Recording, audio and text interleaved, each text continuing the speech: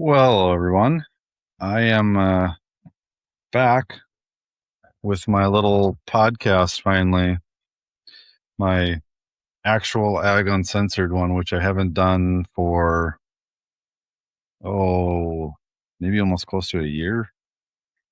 Maybe not that far, but probably not that far off. I took a little break because I don't know, just a lot of shit going on from just the chaos of how my, I guess, personal consulting world of sorts kind of started to crumble after a deal that went to crap after the new administration got in a fight with Canada. Basically, that's what kind of unraveled it. And then the ag economy in a weird place, the ag tech sector of everything being even worse, and a lot of uncertainty. Uh, Add that all in with my wife started her own medical practice with weight loss management. So that was a lot. And then this last fall, the opportunity came up to farm. And as probably most of you know, that's kind of what I'm doing right now. Um, so I really haven't just had time to honestly sit down and think beyond the short moments I do on LinkedIn and whatnot. And I even really didn't do much on the newsletter except switching mine over from a typed version of this, which I basically actually used this process to record what I wanted to write and then edited it, to switching it over to kind of my farm story because I want people that, you know, are in more of the business suite of things, which is most of my followers, I guess, to see just kind of how reality is in agriculture. And the reality is it's like weird and random and, you know, stressful and awesome and all those fun things. That's not what this is. Yes, there's elements I'm going to add into it. Either way, it's going to be much of what kind of I was trying to do before, which was just talking about the observations and things I'm seeing in the ag industry as a whole, but more tech related and how it relates. I mean, how it relates to my farm, how it relates to other stuff I'm doing, like this whole revamp of things I'm doing under the Ag Uncensored thing with my ag tech directory and kind of tying the newsletter in with that, tying the podcast, this one in with that, and then actually a different one, same under this brand, which will be more of a review of the different software and systems through my lens with those groups, how the stuff works. And that's more of like a kind of a hopefully paid gig of sorts because it takes a little more intricate time. This is me just bitching about stuff or bringing up thoughts and ideas and observations and whatnot of the ag tech industry. So I knew I had to start this again, and I don't know, maybe I'm just putting out too much crap and I should concentrate on like other stuff, but there's too much to tell as well. And, you know, everyone's busy. So there's a lot of different ways to get out things. Um, and I'm kind of a rare bird where I've seen a lot and experienced a lot, know a lot of people, talk to a lot of people, and now farming, now there's this added kind of juncture into it that allows me to, I don't know, call it out in a little different way. And it's almost like a new superpower too, which this is going to sound really stupid, although some of you will understand it. Since me starting to say that I'm farming, it's like some of the stuff I say people listen to more. There's like more resonance to it. It's the same thing I've been saying forever, or tone of it. I don't know. I knew it could be the case, but I wasn't really, you don't know till it kind of all kind of hits you in that way. And when I farmed before, it wasn't enough to really do much. And it just was different. It was different times, 15 years ago. So totally different time. Although a lot of the same problems that were then are the same now. So anyways, that's a little, just where things are at. So, I could talk about that even more and I won't. You probably want something to actually think about, and how many of you will watch YouTube or not. But it is also, when I'm doing this, it's 5:25, so I'm having a beer. Whatever, it's 5 o'clock somewhere, and it's like, okay, what to talk about? I've kind of written about the last kind of few weeks of. I went to Tech Hub Live, which is kind of it's a bunch of us in the industry, and there's a lot of ag retailers there, and it's around that because Meister Media puts it on. It does Crop Life magazine, which farmers have no idea what that is for the most part, but they want farmers there. I don't know. That's a whole other freaking story. But it's kind of like a reunion gathering therapy session. And while there was like nobody at the booth, that allowed us to all talk to each other. And it kind of proved a point that I've been thinking about for a long time is the ag tech industry as a whole kind of needs its own conference, but not to necessarily promote what they're doing. It's more just to gather. So maybe it's that. I don't even know it. There's a word for it. I can't even think of it right now, but basically a bunch of like-minded people that are in the same area, kind of doing the same thing, and call it a hootenanny. I don't know, whatever. Meeting of the minds. But it actually helps us all figure out kind of where we're at, where we're not, how we can help each other, work together, how we can like each other, and then also honestly just sharing the stupid things that happen and that we're frustrated about. Yeah, it's good. It was good for everyone. Everyone kind of enjoyed it, even though there was like nobody really talking about client business stuff. It was more, how do we kind of work together? And me, this is one of the reasons I'm trying to help through the directory. I want everything to kind of work. I want an easier place for everyone to find everything, because I was having a tough time doing it myself. I was like, just for myself, I'll make this. And I was like, well, might as well share it out. Whatever. Who cares? It's not like someone else can't do it. It's just I can put a flair to it because I'm me being in this, and I'm cynically controversial or something like that. Then there's another local conference, AI, and all that. Anyways, I've written about it. Go read in the newsletter, though. So if this bores you and you want to hear about more than that, go over there. I'm not going to regurgitate that.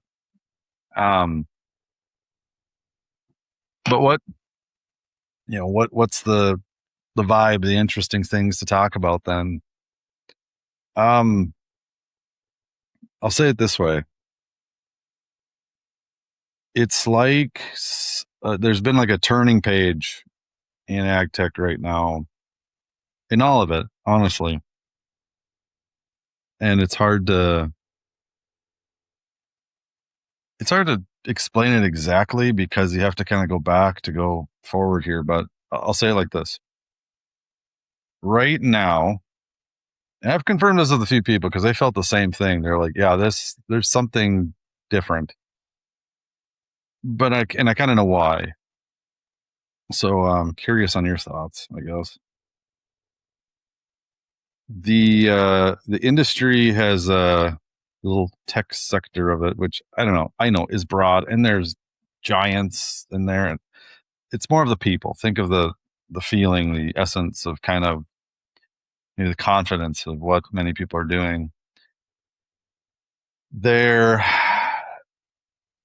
something kind of forming where there's a new level of kind of understanding and trust of where we're actually all at.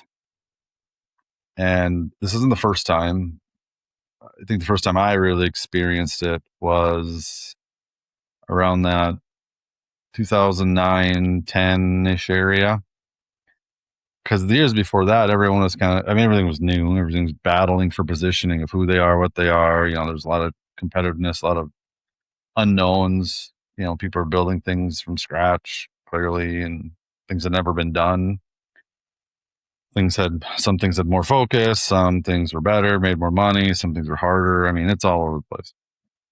But by that point in time, I would say most kind of figured out where they were at. And I'm talking from top down, from OEMs to like individual players, even agronomists, maybe even farmers, even at that time, were like, okay, we kind of see it what it is. Of course, what wrecked that, because actually things were going well and we all kind of figured our spot and we're trying to kind of figure out how to work together, was money. Outside money came in. And I've complained about that plenty. So, go back to other things I've written if you want to go into that. It just caused a bunch of chaos. And then a lot of new ignorant players came in, including investors themselves. And it just shifted the narrative of even how everyone kind of dealt with business. And it was just amok with chaos and stupidity and opportunity and kind of evolution of what it's all became.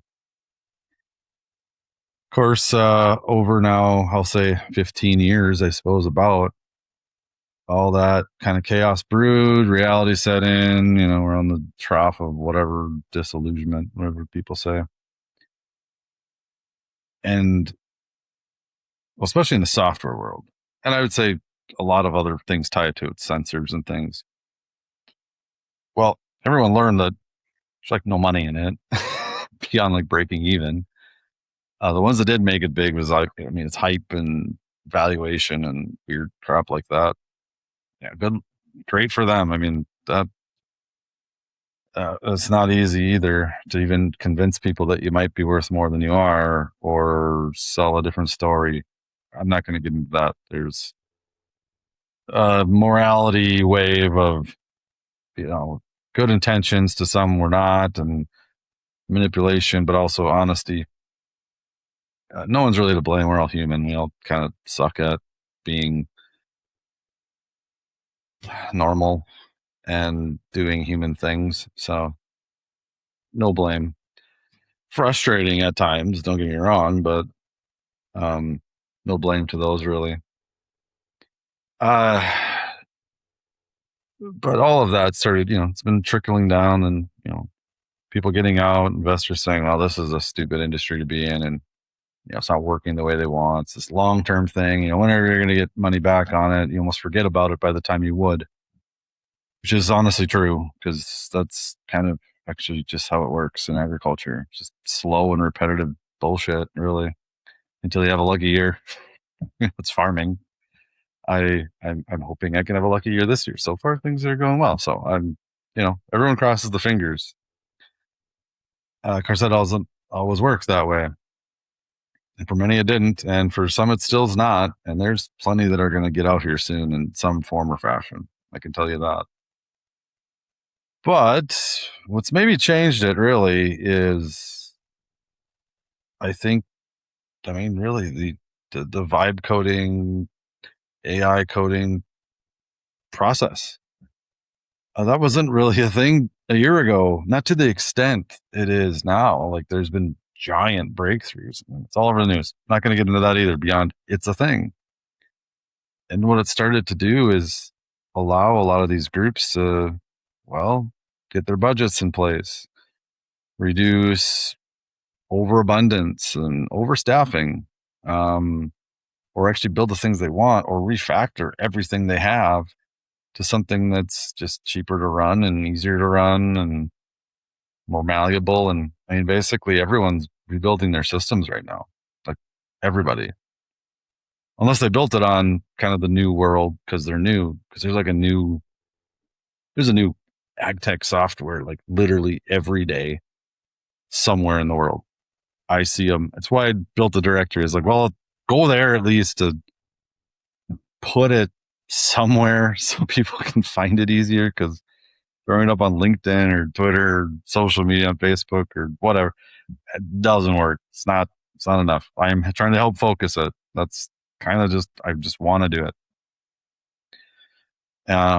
It's free to start, so just fucking do it. Okay. Um, that's like changed the entire mood. And it's allowed people to refactor their stuff to the point where they're like, oh, maybe we can implement that other API now because literally we just ask it to do it in a sense. I mean, it's not as simple as that always, but I mean, I started doing it myself. That's how I built a directory. I coded it myself. I tried other ways through other systems, plug and play things, no code stuff. None of it worked. Not to the way I wanted to do it. So sometimes innovation comes when the right timing of other innovation happens. And that's what's starting to happen. Now, this doesn't work in all sides of the ag tech world, as many will call it. Like, to a point, yes. The biological side, I guess, formulas and stuff, you can test it digitally or something. On the robotics side, still maybe helps with sensors driving itself, some things like that, but it doesn't help necessarily make the business model work or not. That's a long-term play too. And some of the other sensor stuff and all that. But I mean, anything sensor, that data needs to come in somewhere to formulate it. So regardless, it's, with that at the same time of investment going out, basically, code isn't what's valuable. It's not. I don't give a shit what you make. Some cool dashboard that has some cool analytics, and so many that are like creating these new things. I mean, they're not many from here. They're from, basically from developers that don't have jobs anymore because AI took their job. So they just built something that they kind of built within the development house they worked in.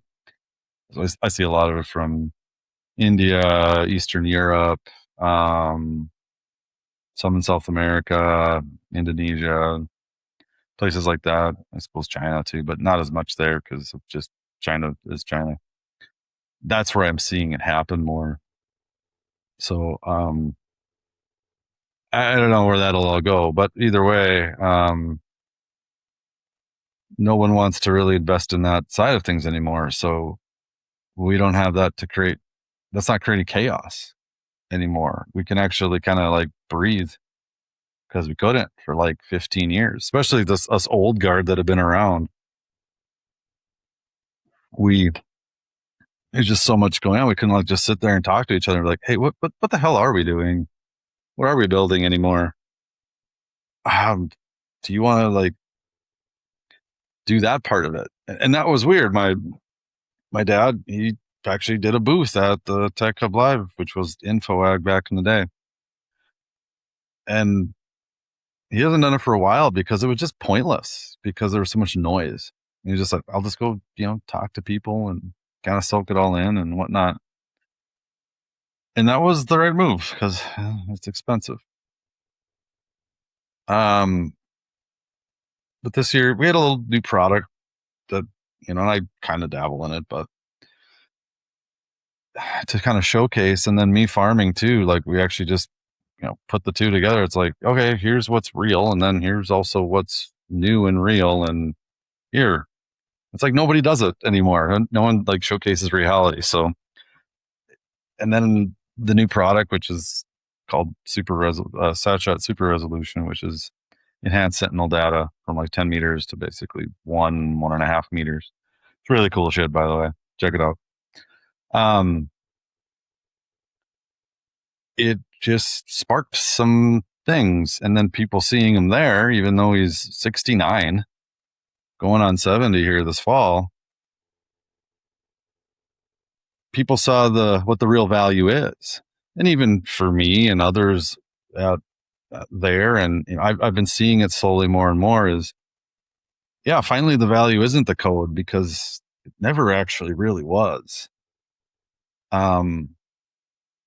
The value is kind of our understanding and time and connections and trust in the industry you work in. Understanding the context. That's the value. So for a lot of these groups, just building that tool that maybe was like ours with imagery, or maybe it was like something with yield or something with weather or soils, it doesn't matter. Those tools become like kind of just their own noise. And it's like, how about I just, and no one really makes money on them that way.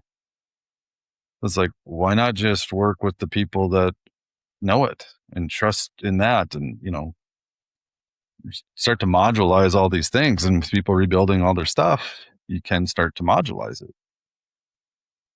into a way that actually makes sense. And then it doesn't have to just be for the ag business that everyone's gone to, the B2B, because that's where all the money was. You can start parsing it out to farmers, because farmers are starting to vibe code and building their own stuff. So I'm part of a group, Full Stack Ag. Nick Horob started it, as I kind of talked about, because part of it with him and some of his old work colleagues and other people, and trying to help farmers and individuals, teach them how to do it to the levels they can. And some are way above, and some really cool stuff people are building, but they're not building the really complicated stuff.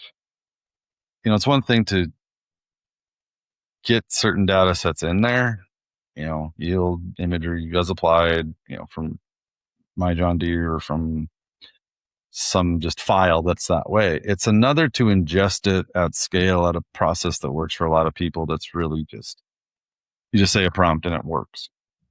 It's not the same. Maybe it's getting there. It isn't right now. Nonetheless, we are getting there. So as I was kind of getting towards, is now things seem to be getting to an actual, maybe similar time from the past that I experienced, but also it's kind of a new beginning. And honestly, it's a lot because of all this AI vibe coding, but it's also, like I said, because of shifts in dynamics of how investors think of this space, and even what I guess many that kind of were ignorant coming in have now learned and understood. And they're not new anymore. They're not really startups, whether they call themselves that or not. It's kind of it's like a self refresh, maybe. That's a good word for it. So that we're not burdened by like all this other distraction, which I think is good. It's weirder though, because the promises of like what many were thinking of, big money and big contracts and, big acquisitions from giant evaluations, like all of that is dead. It's gone. Not saying some can't still make some good money from it or this or that, but those giant deals don't really make sense anymore. I mean, that's all of like software kind of right now, unless there's, I don't know. I don't even know what would do it really. If I just think quick, an established group that has a lot of customers and, good employees that has good consistent revenue. Yeah. I mean that, sure. But even that is almost hard. It still really comes down to, I think, in this kind of new age of ag tech is, either you have something that's groundbreaking and have some IP saved around it. And that's, like I said, it's not really on the software side anymore. Maybe, hardware, sensors, stuff like that. But even that is tough. Even some groups I know doing that have amazing stuff. Yeah, they have it built, they have the IP, but they don't have like customers, because OEMs are just building this stuff themselves, really. And they might want to buy that because, it looks good on their portfolio, and maybe there's some little nuance to the tech, or they want other people to basically build it for them, then they buy it and make it look like theirs. I mean, that's clearly what's going on. Everyone's kind of sees that. If you don't, that's what's going on. Software side, yeah, it just doesn't, it's not working like that anymore. And there's a few players out there that still, a lot of money were put into them. And I mean, as long as they can just keep coasting and their investors aren't like hounding on them to sell, of course, they're not going to get what they want anyway. So what choice do they have? There's some of those, but I kind of wonder how it's all going to parse out. But to my point, I think really the clear path is modularizing these kind of little things you build. Because, well, for one, it's easier and cheaper, and then you can really concentrate on something. And I think farmers and ag businesses will adopt it. Of course, you need the right structure behind it. And, it's where a lot of my open source, open FMIS concept comes to be. And it's still viable. I think it's needed more than ever, even more so than when I first kind of talked about it, actually. I haven't really built it, but of course I've just kind of started. Anyways, that's besides the point. That's another conversation. But I do think more open source is going to happen. And I already see it happening. I see people, individuals, maybe groups, they are, maybe vibe coding some process, or maybe they have something they already built from the past, but they're redoing it. And they're just saying, I know I can't make money off this, but it's already built, or it was easy to build because I used my knowledge and understanding and skills, and I just kind of want the world to have it. So here it is. Go ahead. Because sometimes people, that's what the open source community kind of does. They just kind of build things in their extra time. It's their hobby. And maybe that's really where agriculture software and, things tied to that, how you really need to think about it is, it's kind of a hobby to do it, but then, how do you make money if you want to? Well, think of woodworking. Oftentimes it starts as a hobby because you like to do it. It's fun, enjoyable. You can build some of your own stuff and it's cool. But there's a point where, other people see it because you just showed up your neighbors or, another business colleague. And you're like, yeah, I made this, use it, whatever. Or I'll build you one, with software. You copy and paste is a lot easier than, physically having to build a new piece of furniture or something. But it slowly kind of forms into this new thing. And often that can create kind of a new business. Someone might say, hey, I'll pay you $1,000 if you build this chair for me that you built. Like, it's really cool. I just don't have the time. You're like, sure. I like doing it and I have the time for whatever reason. And they do it. And then someone else asks and it keeps building. Like, that's probably actually where a lot of software is going to go. Now, these elemental pieces that are really hard to build, or at least they're hard now. Yeah, those can be structured in that kind of other app-based realm, I guess. And if it can work that way, which I think it's getting there, it's actually a good sustainable way for it to work. And a lot depends on where the larger tech industry going. And then there's the fear of, okay, you're building all these things and you're adding your context in, and they'll steal it. And then, Anthropic or ChatGPT will be like, well, here's our new ag module. And it just like has everything. I mean, we could be getting there too. Don't get me wrong. It's like, oh yeah, we took all this other data because you're talking in it and you shared your email address and everything's soaking in. And then it's just like, we'll just do this job for you. And you don't have to think about it. We'll market your grain. We'll manage your business. I mean, it sounds nice. Personally, it sounds nice. I really want to make the tools to actually build those myself for me.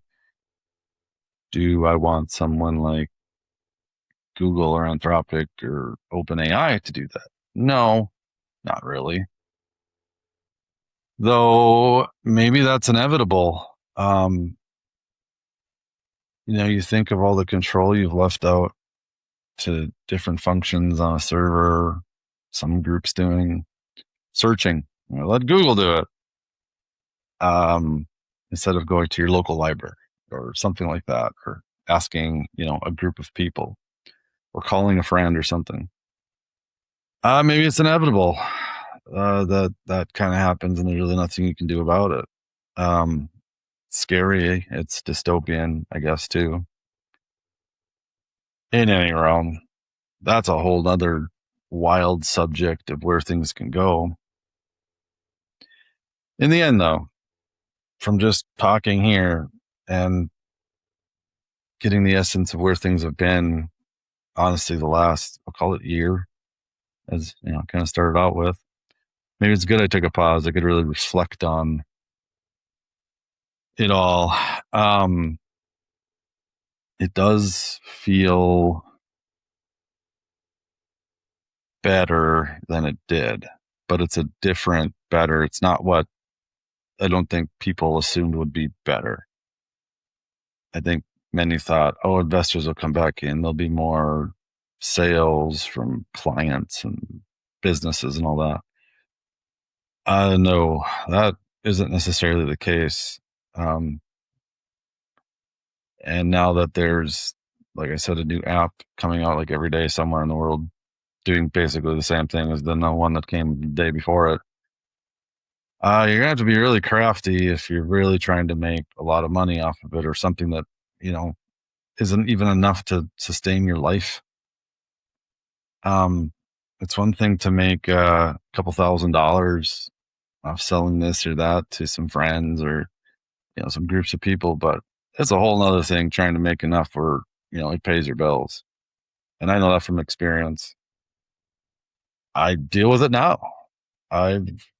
Basically, you could say I got like 5 or 6 side hustles just to kind of try to fulfill that. And do they?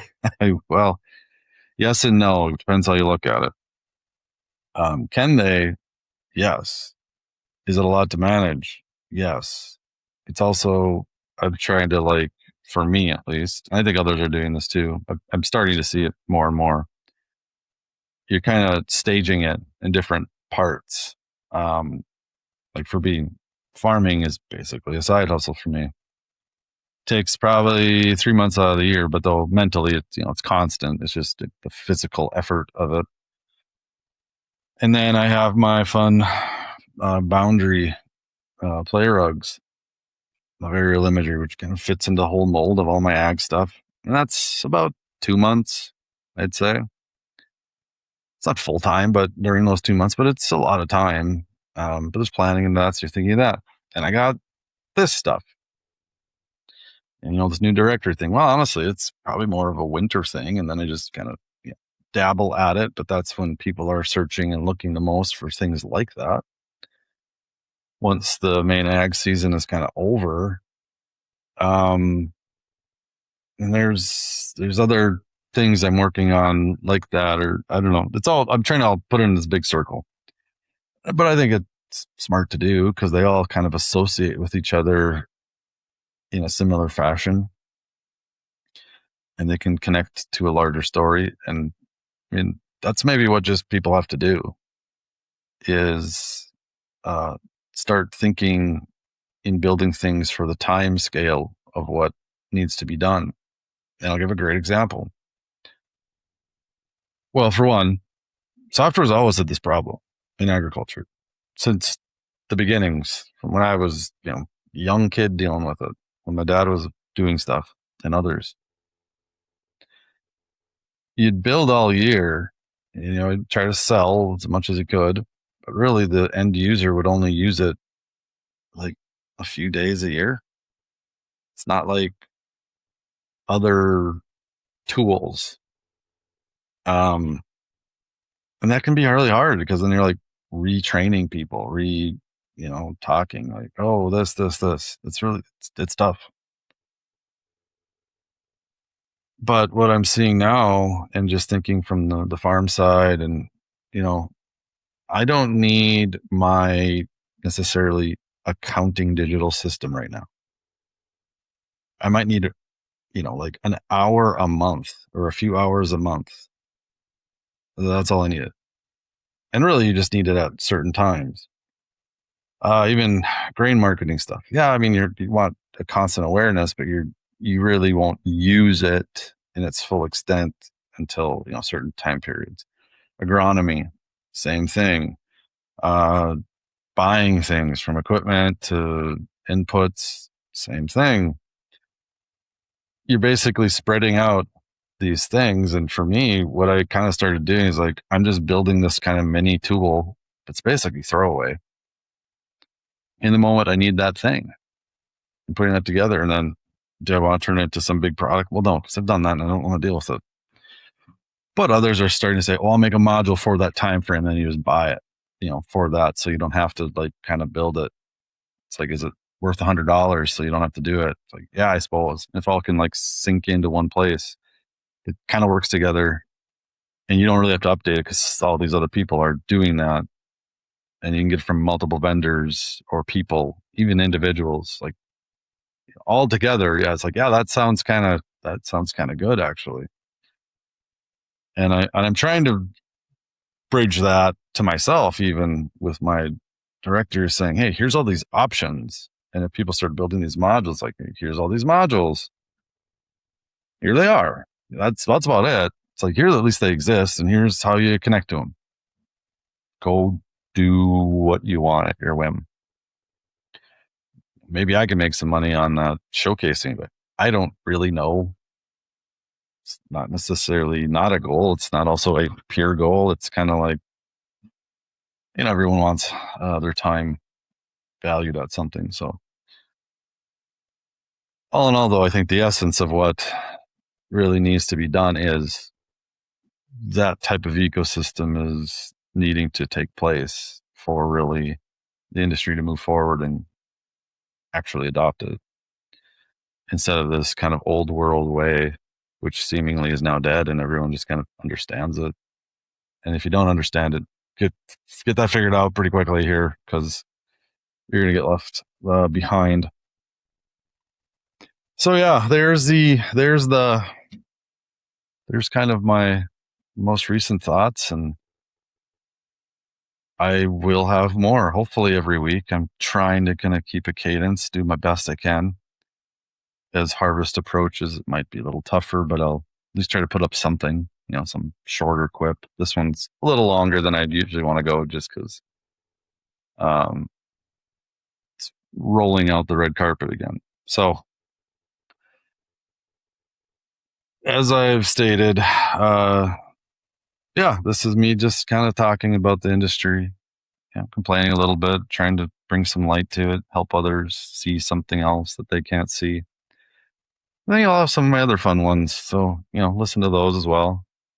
Share these out. If you got anything good from this, I will put up probably the content of this on the website under my newsletter tab, because I have like my weekly newsletter, and then I have like a sub newsletter within it that is just there, more of like a blog thing. So I think that's where I'm going to put these, and then that'll match to the podcast. And I'm trying to rework some of that so it's a little more seamless, but bear with me.